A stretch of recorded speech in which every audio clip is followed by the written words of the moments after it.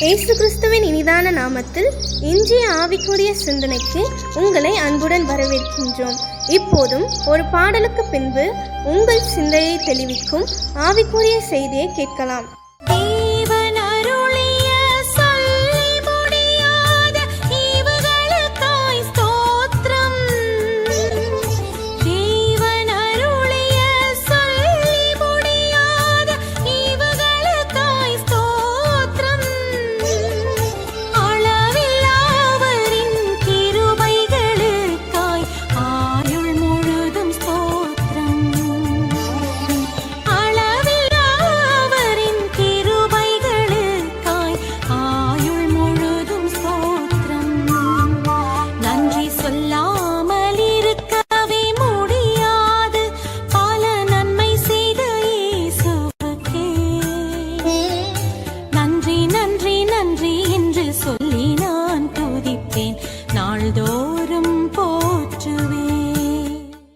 ஆண்டவர் இரட்சகருமாக இயேசுவின் இனிதான நாமத்தினால் உங்களை வாழ்த்துகிற மாதத்தின் கடைசி நாளில் கர்த்தர் கொண்டு வந்திருக்கிறார்.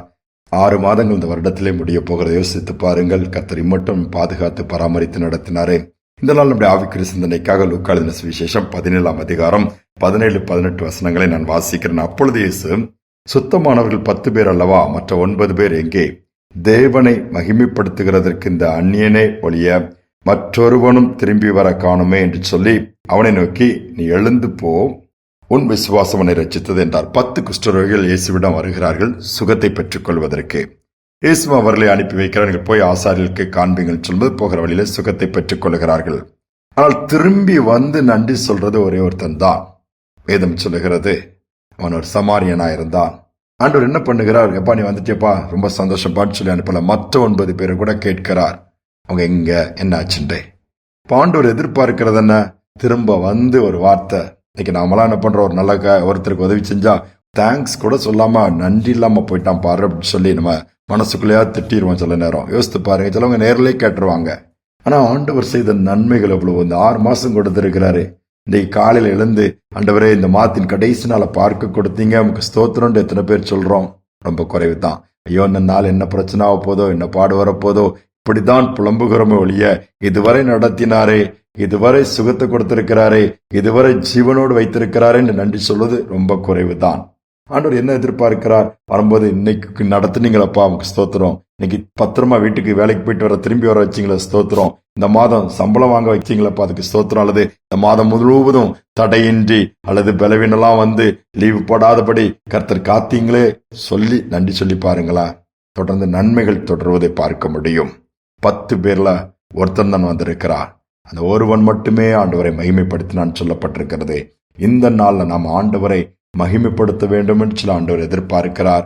அவருக்கு நன்றி சொல்லுவோம். அதுதான் ஆண்டவருக்கு மிகவும் பெருமை. எப்போ பார்த்தாலும் போய் இது வேணும் அது வேணும்னு கேட்டுட்டு இருந்தா நமக்கே அது நல்லா இருக்குமா? நீங்க செய்ததுக்கு நன்றி சொல்லுங்க. இன்னும் வேண்டியதெல்லாம் ஆண்டவர் நீங்க கேட்காமலே செய்து கொடுத்து விடுவார். ஒரு அருமையான குடும்பத்தார், அதுல அந்த தகப்பன் சிக்காயி மருத்துவமனையில அட்மிட் ஆகிறாரு.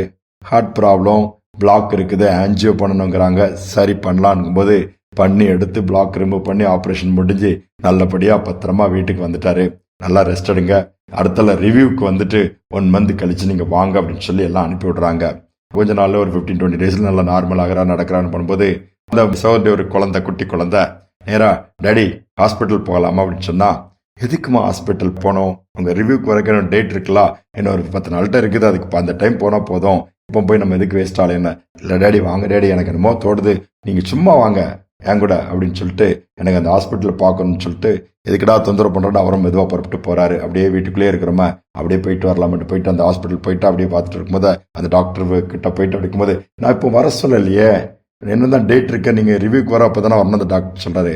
நான் வரல டாக்டர், என் பொண்ணு அந்த குட்டி குழந்தை தான், எப்படியாவது வாங்க கூப்பிட்டு தான் நான் வந்திருக்கிறேன். அப்பா உடனே டாக்டர் அந்த குட்டி பிள்ளைய பார்த்து கேட்கிறாரு, எதுக்குமா அங்க வந்திருக்கிறா அப்படின்னு சொல்லி கேட்டேன். எதுக்கு அப்பாவே நீ அலைய வச்சிருக்கிறா? இல்ல அங்கிள், எங்க டேடி என்னை தனியா விட மாட்டாங்கல்ல, நான் குட்டி பிள்ளையாச்சுத வந்து உங்களுக்கு தேங்க்ஸ் சொல்லணும் போல எனக்கு தோணுச்சுது. எங்க அப்பாவுக்கு ட்ரீட்மெண்ட்ல நீங்க நல்ல எஃபோர்ட் எடுத்து நாங்களும் ஜெபம் பண்ணோம், ஆனா உங்க எஃபோர்ட் அதுல இருக்கலாம். ஒரு வார்த்தை ஈஸியா நாங்க ஆண்டவருக்கு நன்றி சொல்லிட்டோம், உங்களுக்கும் நன்றி சொல்லணும் போல தோணுச்சுது, அதனாலதான் எங்க அப்பாவை கட்டாயப்படுத்தி கூட்டிட்டு வந்தேன். தேங்க்யூ சோ மச் டாக்டர்னு திருப்பி சொல்லும் போது அந்த டாக்டருடைய கண்கள் கலங்கிருச்சுதான். எவ்வளோ பேருக்கு ட்ரீட்மெண்ட் கொடுத்துருக்கிறேன், எவ்வளோ பேருக்கு இது பண்ணாலும் ஏதோ பார்க்கும்போது நான் டாக்டர் தேங்க்ஸ்ட்டு அந்த ரிவ்யூ டைமில் வருவாங்க, அது அடுத்த முறை வரும்போது தான் சொல்லலான்ட்டு இடையிலே நீ வந்து சொல்கிற பாரு, உண்மையிலே எனக்கு இன்னும் என்கரேஜிங்காக இருக்குது, இன்னும் நல்லா அந்த மருத்துவ தொழிலை உண்மையாக செய்யணும்னு சொல்லி தோணுதுன்னு சொல்லி அந்த பிள்ளையை தட்டி கொடுத்து சந்தோஷமாக அனுப்பி வச்சாராம். யோசித்து பாருங்களேன், சிறு பிள்ளையுடைய அந்த சிறு இருதயத்துக்குள்ள அந்த எண்ணம் தேங்க்ஸ் சொல்லணும். நாம் எப்படி இருக்கிறோம்? நன்றி உள்ளவர்களாக இருக்கிறோமா?